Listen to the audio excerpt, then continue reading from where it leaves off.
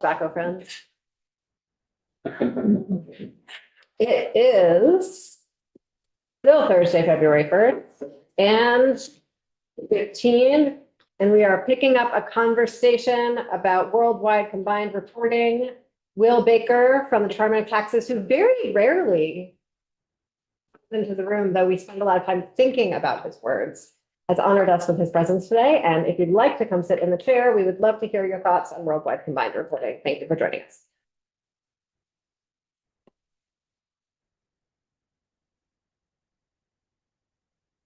Thank you. I am Will Baker. I am an Assistant Attorney General assigned to the Tax Department. There you go. Went. It's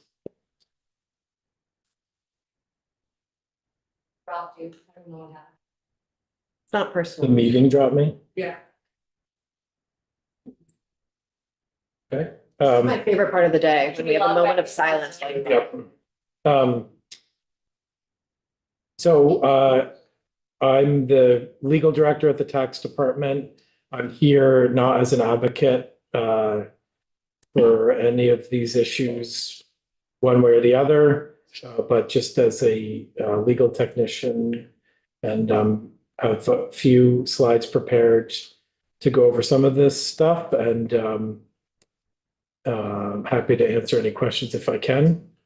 But corporate, in the weeds on corporate income in the late afternoon is That's how we roll around best of here. luck, Ready for it. everyone. Okay, it says I'm Oh, there you are. You just showed up again. okay.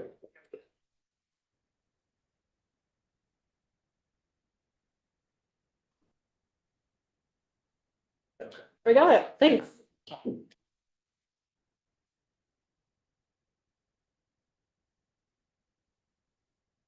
You know, one of the funny things about the microphones on the desks is that if no one else is talking, it picks up whispers like incredibly well for me. I better start.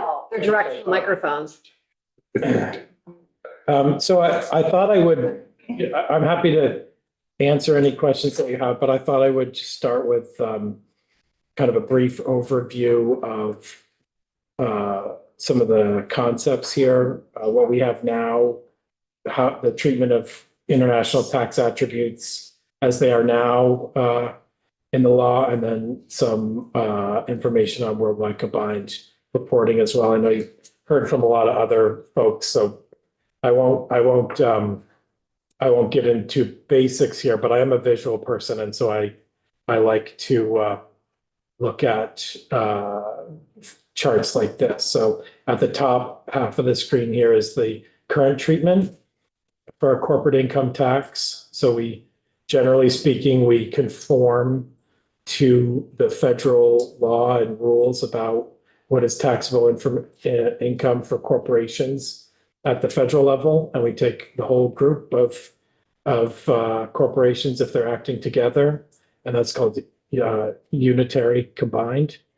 And we put all their taxable income in a bucket.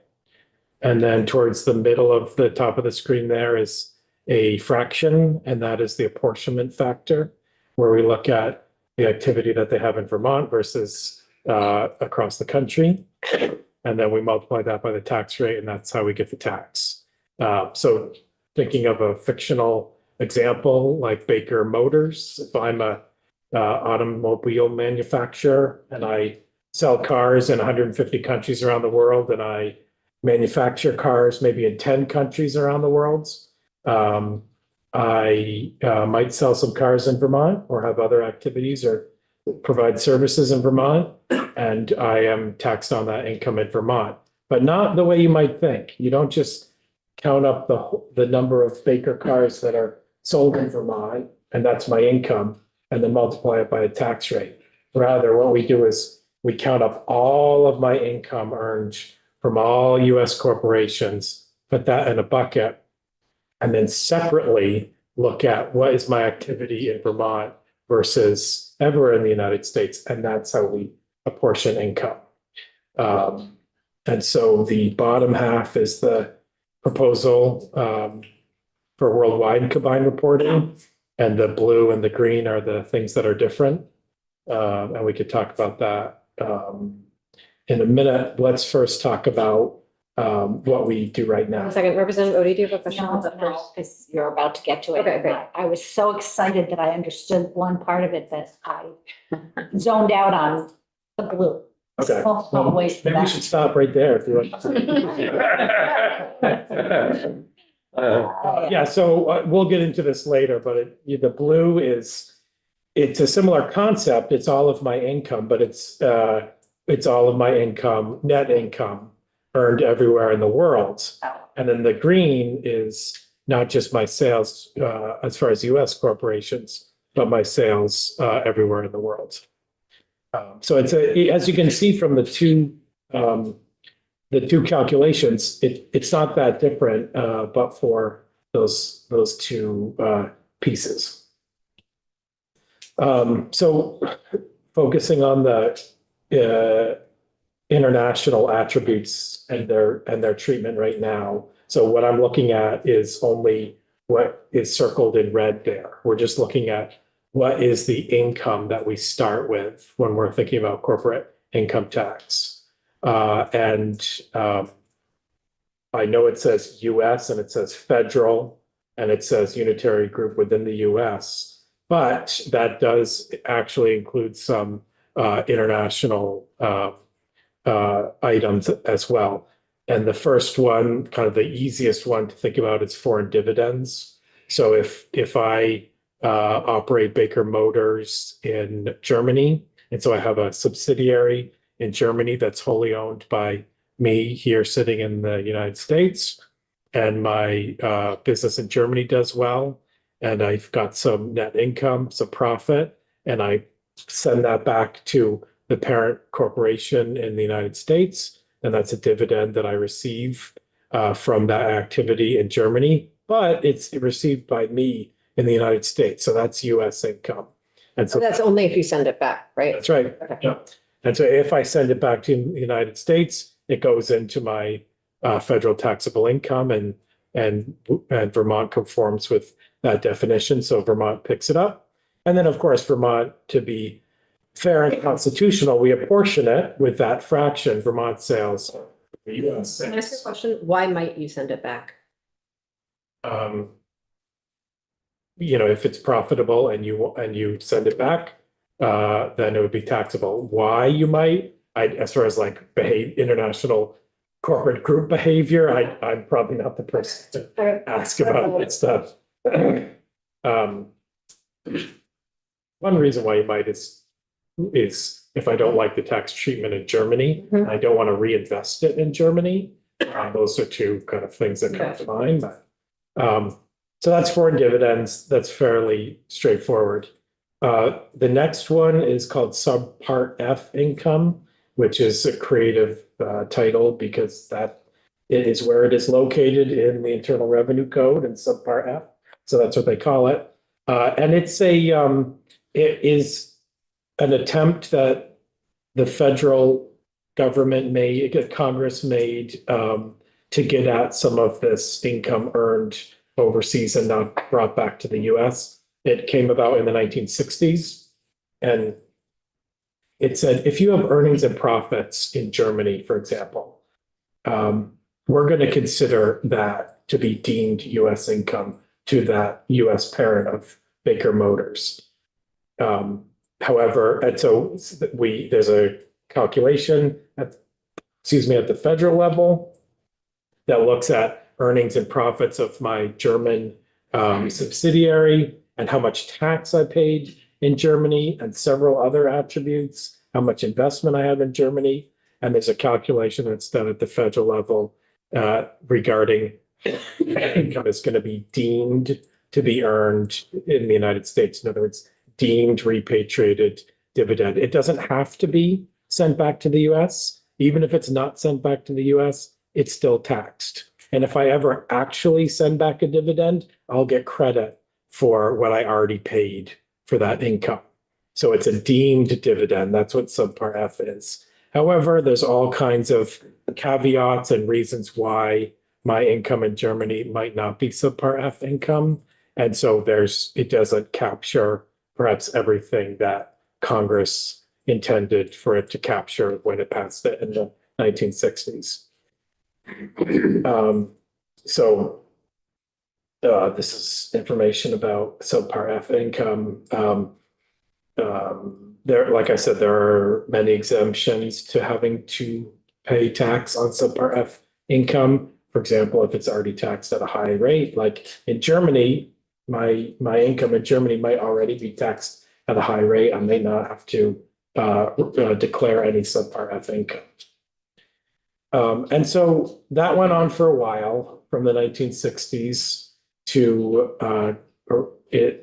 2017. And that was the treatment for a long time. And then we get to the Tax Cuts and Jobs Act of 2017. You've probably heard of it for many different reasons. There were a lot of changes to a lot of different tax types, including personal income tax and et cetera. But today we're just talking about looking at the corporate provisions in the Tax Cuts and Jobs Act. They made several changes to the corporate income tax. And the reason why is because of this perception that companies were moving their intangible assets like intellectual property, patents and trademarks and those sorts of things to companies outside of the United States to avoid United States tax. And two, even if it wasn't a, intangible asset, even if they were simply earning income overseas, companies, there was a perception that companies weren't returning that income to the United States, so they would just forever stay in the United Kingdom or in France or in Ireland. And companies were not repatriating those earnings back to the US.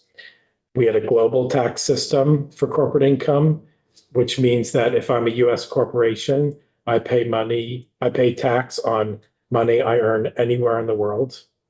Although I do get a credit for taxes paid to other countries. And the US had a fairly high corporate income tax rate, as high as 39% relative to other countries, high relative to other countries. So the perception was that there's quite an incentive to offshore profits and move intangible assets out of the United States to other places for tax advantages. And so in 2017, there was this fundamental shift for federal corporate income tax where they scrapped the whole global system and they moved to a territorial system, which means you're taxed on your activity in the US. If your subsidiary is in Germany, then it's going to be taxed in Germany on whatever it does. And we're not going to pursue this global treatment of US corporations anymore. The corporate tax rate was lowered to be presumably more competitive with other countries. However, because there had been so much offshoring of profits for a long time, Congress enacted this one-time repatriation tax on profits that were held overseas. So there was a big blip in 2017 of corporate income tax as companies were required to pay tax on profits that had accumulated elsewhere. So even shifting to a territorial system, Congress also decided to encourage companies to bring their intellectual property back to the United States, or if they're not going to do that, then at least punish them a little bit for keeping intangibles outside of the United States.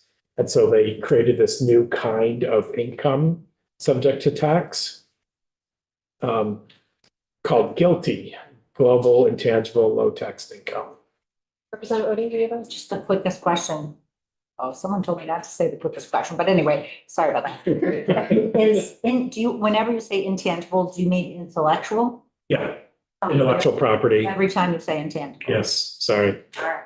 There's not, I mean, it's not your thing to apologize for it. Yeah, one and the same. Created this. Yeah, yeah. So if you have a trademark, you could move it to another country, and then one of your subsidiaries would pay that offshore subsidiary for the benefit of using it. Yeah, and that payment would accumulate as earnings wherever it is paid. So GILTI is this new kind of income. And it's sort of an exception to this territorial treatment that we have now at the federal level.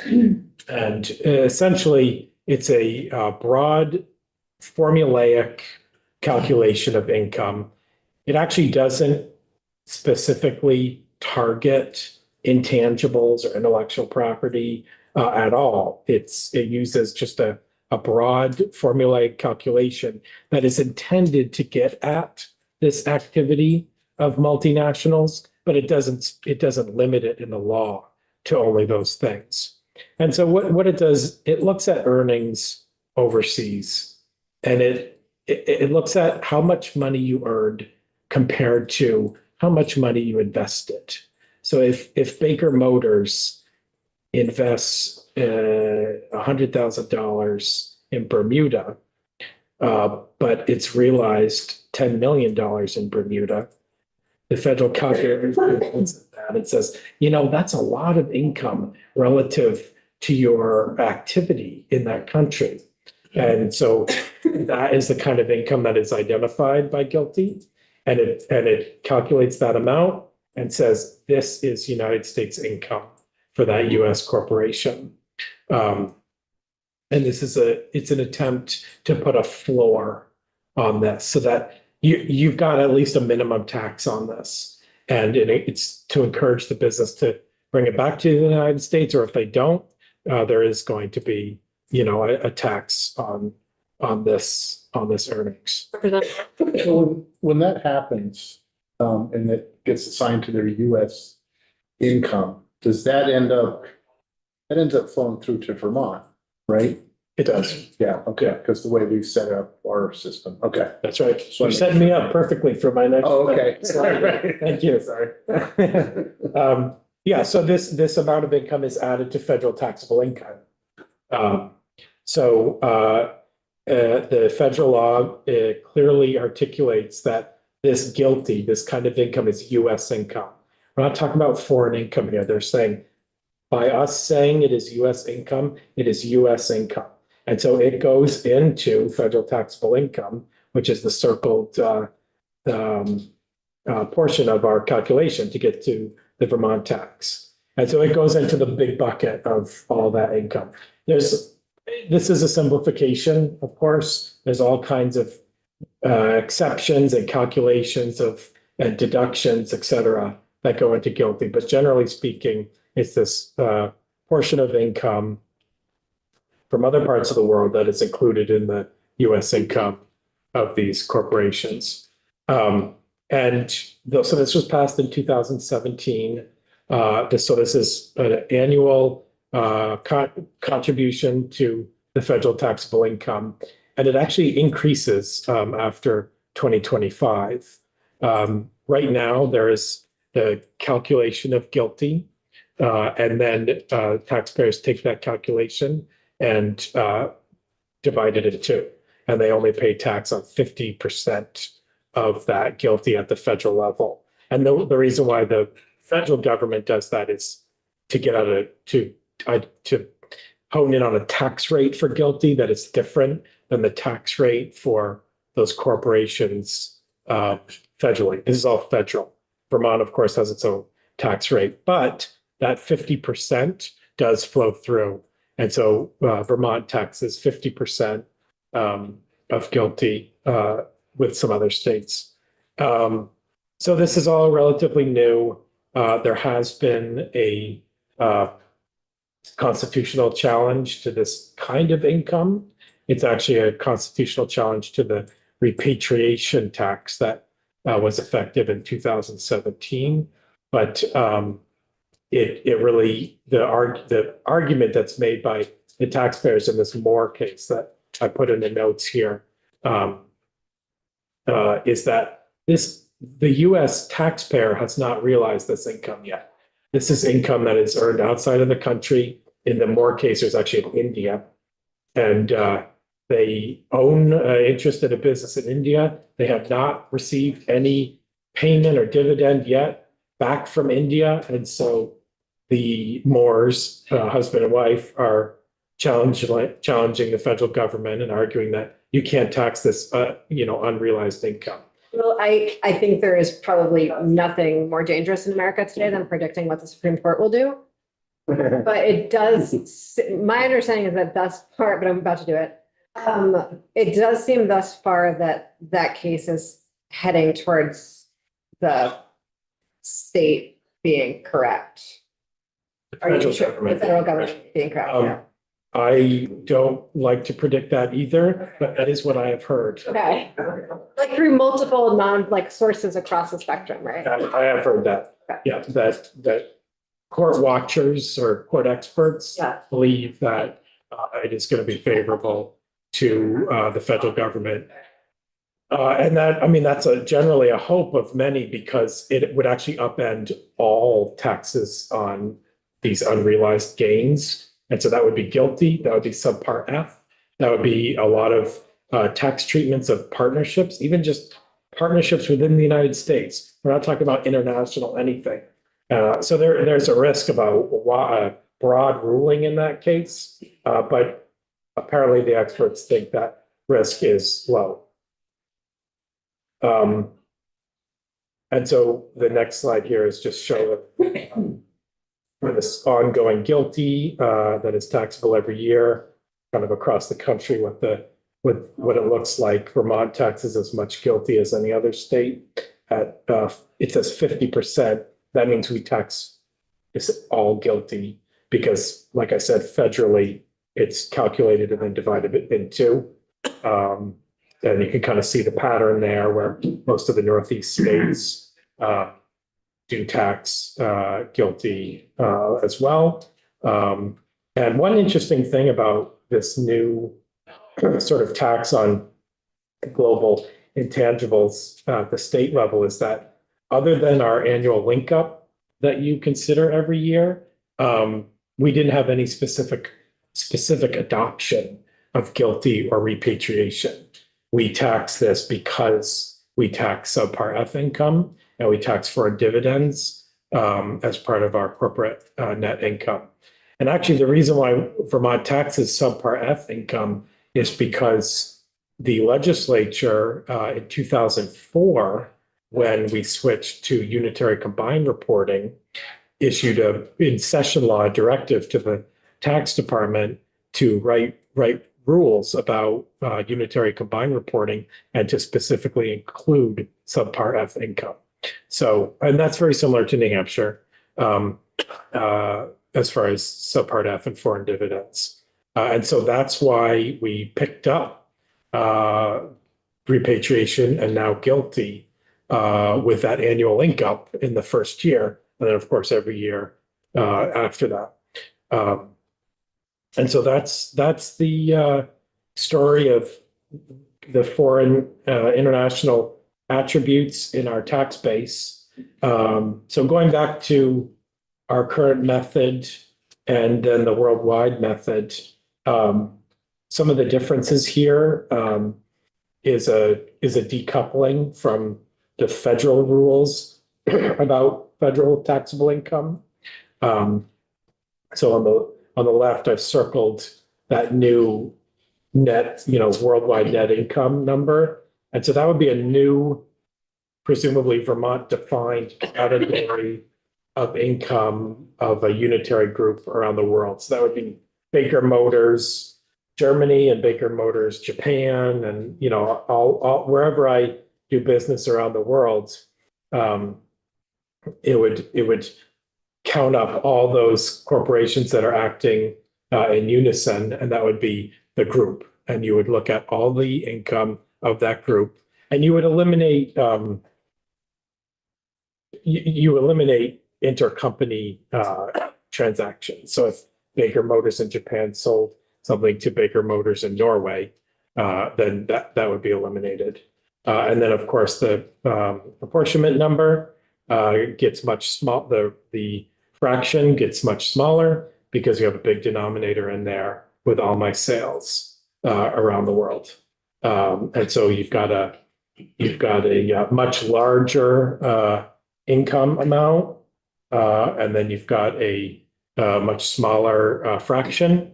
And so whether or not that is a increase or decrease of the Vermont tax liability for Baker Motors depends on my relative profitability or loss in the United States versus other parts of the world, really, and where my sales are distributed in those countries. After all this is it's not like personal income tax for individuals. Corporate income tax is on your profits. It's your net income after deductions and expenses. And so in each of these places around the world, you wouldn't look at their sales. As far as counting the net income, you would look at their sales minus their expenses and deductions. And I read the report in New Hampshire that the New Hampshire Commission completed recently on studying worldwide combined, and I thought it did a good job of laying out the issues. And that, of course, is the concern to tax authorities is how do we identify all these subsidiaries around the world, some of which don't have any interaction with the IRS. They don't have a filing requirement in the United States. And so the feds don't know who they are. And so it's this decoupling that creates the uncertainty for states as far as worldwide reporting. And then, of course, the rules in those countries about how you calculate net income might be different from country to country. And so Vermont would have a definition of its own that it would apply to these companies around the world. And for small states, you've probably heard from our Commissioner Bolio that for small states, conformity is good. We want to have the same rules that other states have, so that people know taxpayers know how to comply. And if a small state has unique rules, they may not be followed, not because of nefarious actions of a taxpayer, but just inadvertent noncompliance. So that's the concern that states usually have with worldwide combined reporting is decoupling from the federal treatment and the federal law and the federal regulations that are already in place that states can grab onto and use for their own. Well, have you had a chance to speak with other states that have voluntary worldwide? I have not. There are about 10 or 12 states where it is a choice.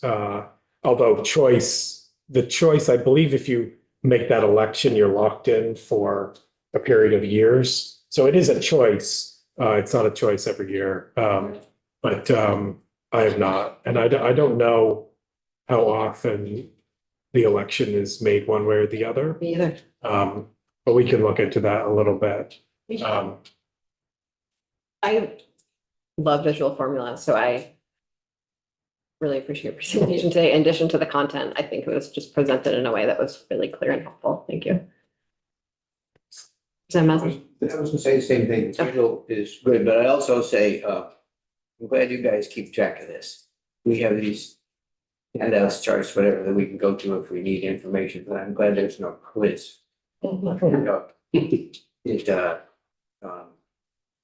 I mean, that's just, it's all straightforward, it's all understandable, we appreciate the work you do, makes our work a whole lot easier. And, thank you. Two things, well, two questions. One is how is guilty, on the ground, how is it working out? Is it working as intended?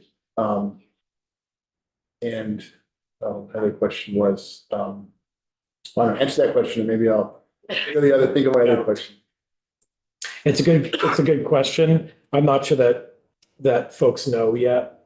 It's still, as far as the tax world goes, it's still pretty new. It's definitely, being reported and paid across the country. It's to the tune of about 10 or $11 million a year for Vermont. So it's not, insignificant. Subpart F is about 30 million a year. So it's more, the feds are certainly accomplishing some of what they intended to accomplish by enacting GILTI, and that is flowing through to Vermont because of our conformity. And so my second question, I remembered it. Have we seen a decrease in the amount of offshoring that's occurring? I don't know the Okay. answer to that. Feds might know that. Yeah. Okay. All right. Thank you. I should mention, there have been challenges to GILTI, legally speaking, across the country, and we actually do have one in Vermont as well. So these are like, I would say pending. We've got the US Supreme Court case there. And then I think a lot of other cases are sort of waiting to see how that case goes. So it is something that is new, very different, type of income we had never seen before. And so there have been some challenges Do you have the legal resources that you need for that challenge? for this get one relating to GILTI. Yeah. Yeah, I think so. Okay, great.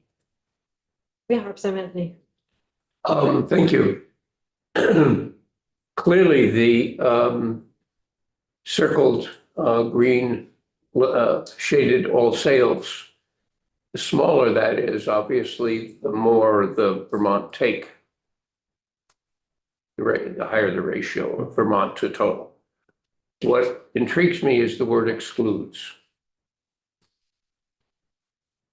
If you mean,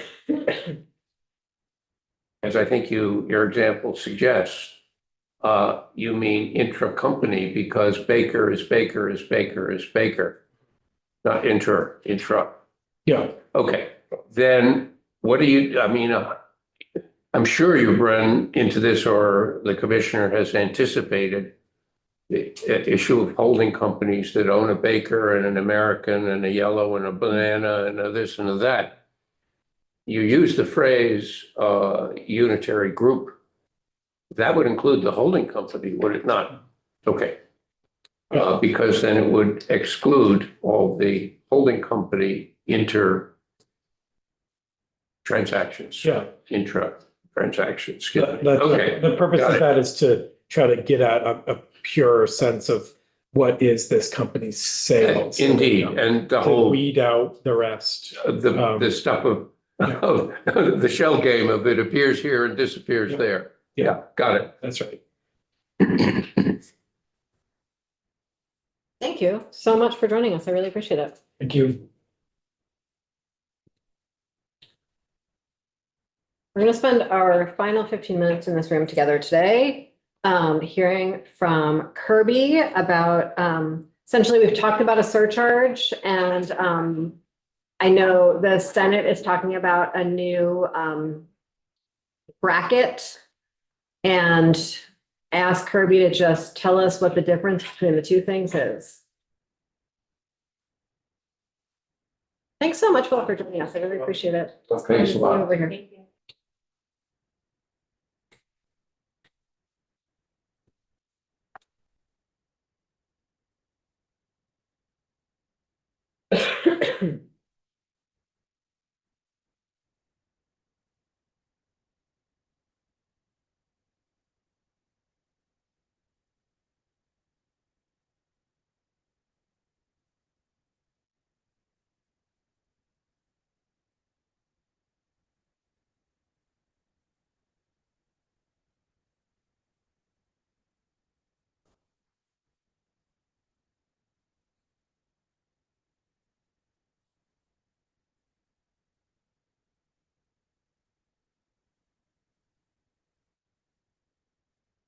Vicky, Legislative Council, I apologize for the delay there. You had an extra moment of zen.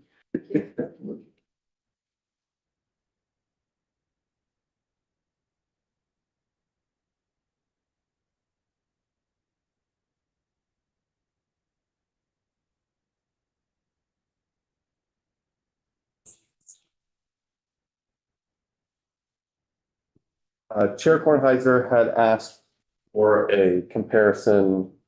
The bill we're talking about is H 828, the surcharge on AGI.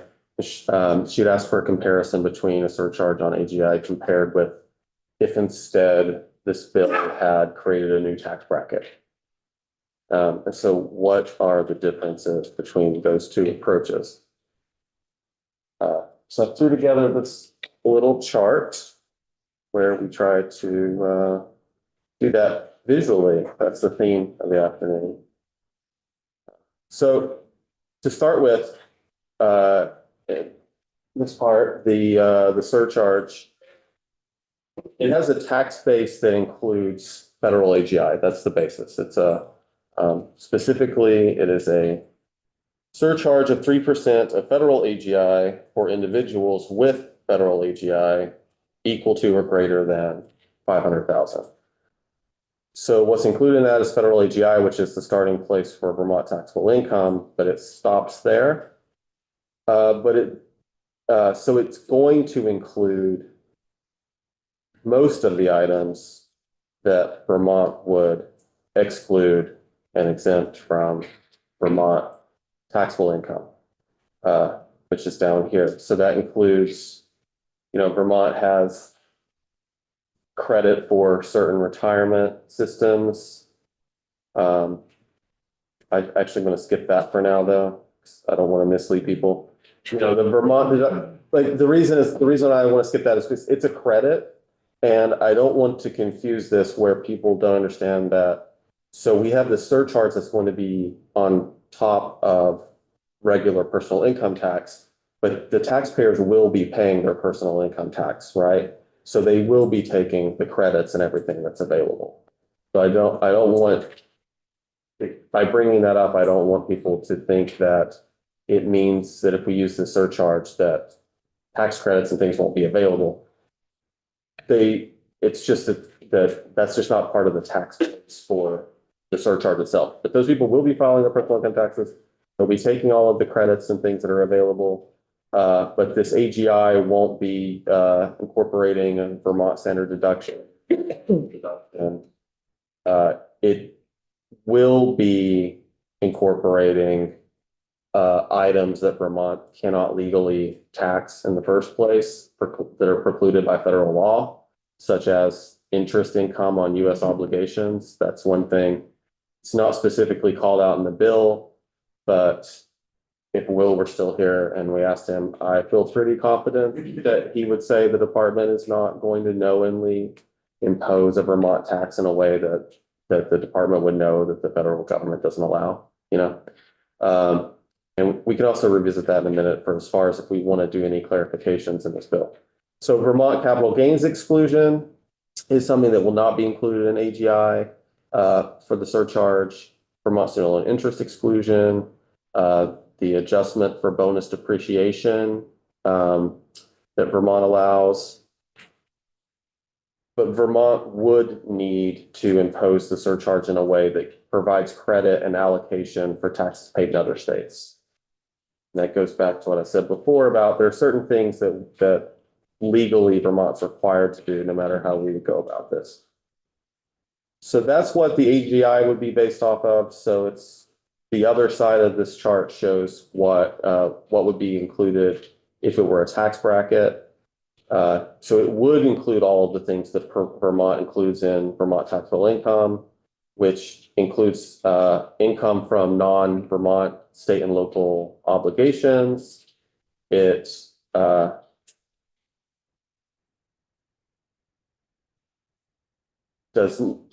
taxable income does not allow federal bonus depreciation. But if we use AGI, that federal bonus depreciation would be built into the federal AGI.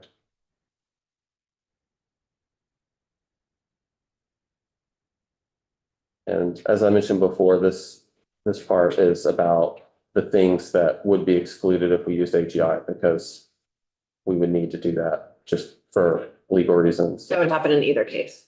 That would happen in either case. So if it's the same, can you say it's the same? In this one, tax base excludes, it's the same.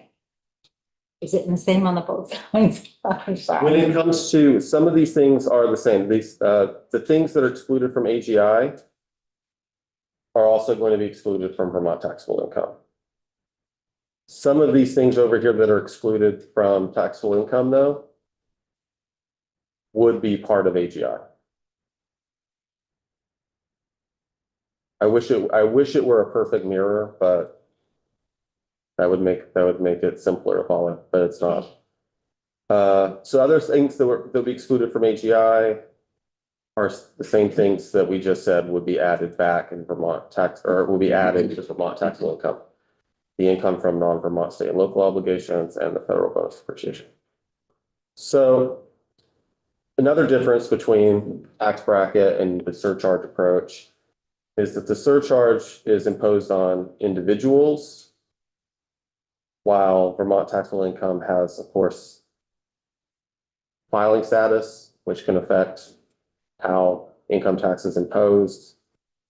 The AGI approach would mean that that surcharge would not be imposed on the states or trusts because it uses the term individual. And under the income tax law, under Vermont's income tax law, individual, in the case of married filing jointly, means the return of both the people is the individual. So you can think of it in terms of looking at the return in that case. And then there's, tax brackets and how that works. The surcharge approach imposes 3% surcharge on the entire federal AGI if a taxpayer has enough AGI to reach the limit. I wish I could add a comment. No, I wish I could delete a 0 there. Oopsies. For a new tax bracket, though, the new bracket would increase the rate for that new bracket, but would not change how the tax and the lower brackets would be imposed, because that's how our tax brackets work. So that would be a big difference in using a surcharge versus a tax bracket. Yeah, Kirby, just a point of clarification, it may be that my understanding of the bill we have before us isn't correct. I thought that the 3% surcharge would only be imposed on income above $500,000.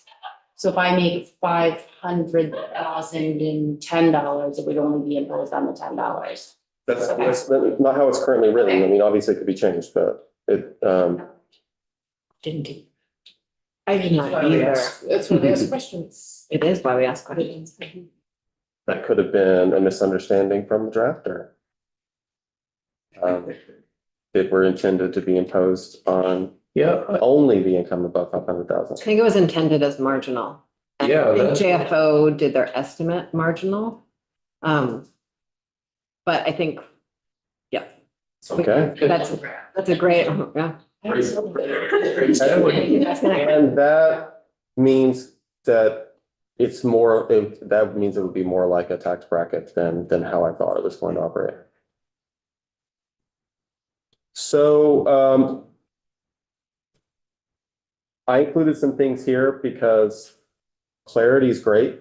I mean, Central. like, there's certain questions that could pop up with the language now that I think legally there's answers and it's fine, but not everything's spelled out. So that the 3 sentences, the bill at the moment. So some things to think about are, I had mentioned the allocation of income to other states and credit for taxes paid to another state. That's something Vermont would need to do. That's not spelled out specifically in the bill. Vermont would need to do it. So if the bill were to be beefed up at all, specifying that could be helpful. Items that Vermont is federally precluded from taxing, such as U.S. government obligations, or just a general. And again, I don't think there's a world in which the Department of Taxes would implement this in a way that violates federal law, but also clarity is good. It's good to have our law not violate federal law, right? Yeah, Yeah. I mean, the General Assembly can purposely Yes. violate federal law and just pick a fight if it wants. But that's not what, if you're trying to do that, then you would spell that out and make it explicit. In this case, it's just not something that's directly addressed. But it's not, so there could be some clarity added to the bill around that. And then there's also whether any of the credits that exist, or there's any additions or exclusions that apply to taxable income, whether there's for policy reasons, that those things want to be spelled out or adjust or to adjust AGI with for the imposition of the tax could be, something to do as well. So that's it with the chart. Thank you. Hopefully that's helpful to understand the differences. It is incredibly helpful. Thank you very much. So we're going to go to the floor. We will be back here tomorrow at 9. And thank everyone for attending to a really wide range of topics today.